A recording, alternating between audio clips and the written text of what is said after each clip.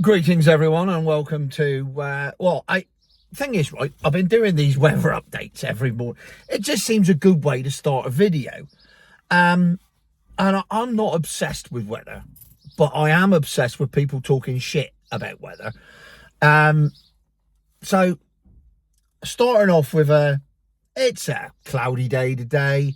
It's not particularly warm. I'm in flip-flops, but I've got cold feet. That type of thing. Then leads me nicely in to today's lunchtime discussion, which is a hot topic and guaranteed to draw division wherever you are, because it's climate change or the climate crisis or whatever, global warming, whatever you want to call it, whatever it's being branded as this week, because it gets rebranded all the time. And people like me have been saying that all these computer models that they keep coming out with every 10 years, I can only go back to the 70s, but I can remember acid rain.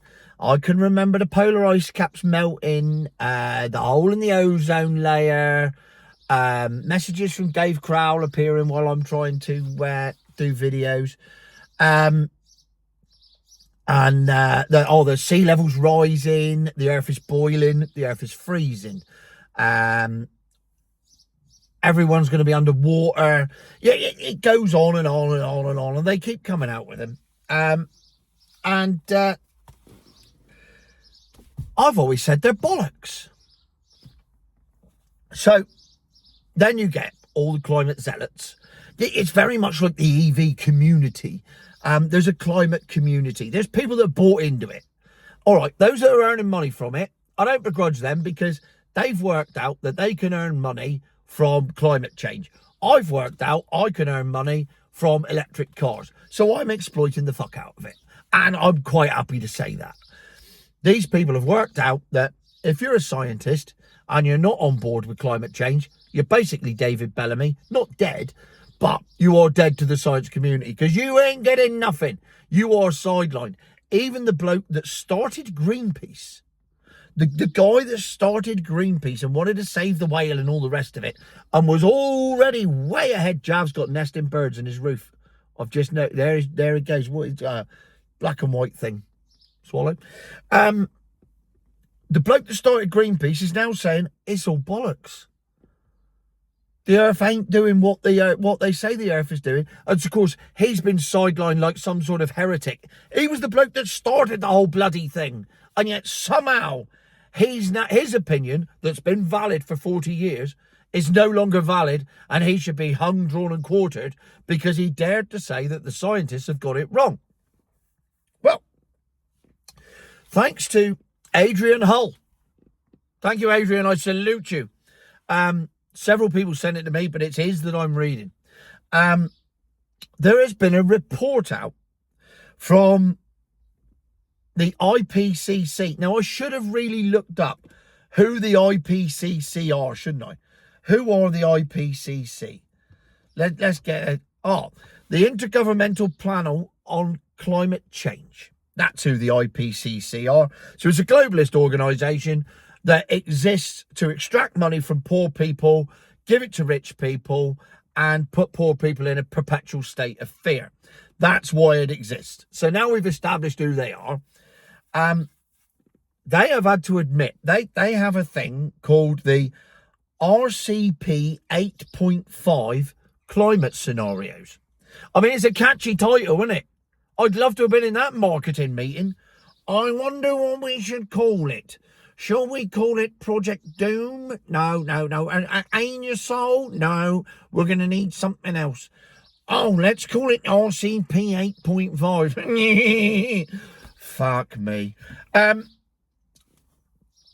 So they have had to admit, the IPCC, and I'm quoting here, that the climate scenarios it has produced for the last 15 years are, in its own words, implausible. Meaning, most media scare stories over the last 15 years are officially shit. So for 15 years, we've had to change our very way of life including the cars we drive. Let's not forget that. We have had to change our very way of life. The solar panels, the bloody windmills, the green this, the green that, the eco this, the eco that. And it's all been based on scientific models, which they have now had to admit are absolute bollocks. Now, the thing is, this started 15 years ago with this lot, but about 6 years ago, can anyone remember what was happening 6 years ago in May 2020? We were locked down because Professor Neil Ferguson had produced a scientific model that said that if we didn't stay in our own homes, wear a nappy on our face, and not talk to the next door neighbour when he was walking the dog, we were all going to die. What was that model? How did that turn? Oh, it was bollocks. So all these... Tony, you must trust the science. Oh, are you a scientist? Oh, you're a scientist now. You know better than the scientist. There's my little boy. You know better than the scientist. So, quite frankly, I didn't realise you had a science degree. I don't. I have a degree in common fucking sense and the ability to look at what's in front of me using my eyes. And it turns out... it turns out they've got the modelling wrong on COVID. Yes, you did. And you changed the whole world by doing it. But you still did it. Oh, yes. And now it turns out we got the modelling wrong on climate change. Yeah, you did. But as a result of you admitting that, is anyone going to go on the mainstream media and go, you've been washing out jam jars. Yeah, don't fucking bother no more. We got it all wrong. Nothing's going to happen to the planet. It's absolutely fine. Oh, yeah, those milk floats you've been driving, waste of time. Doesn't make no difference to anything. It ain't had no effect on the climate whatsoever because all our climate models were absolute bollocks. So, as you were, carry on, get in the V8, go out and enjoy yourself. Is anyone going to do that? No. Even though they've got it wrong, they are going to carry on regardless. There will be no apology. There will be no, oops, sorry, everybody. There will be no refunds for all the green taxes you've had to pay over the past 15 years, like in your electric bills.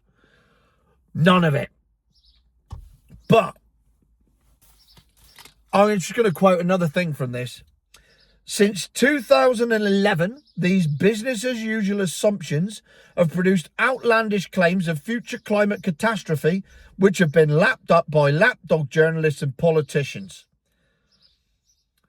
The influential writer Roger Pielke Jr. called the demise the most significant development in climate research in decades. And guess who's at the very heart of it? The Guardian. Bastard lefty newspaper bastard. Be in a minute, dude. Yeah, The Guardian.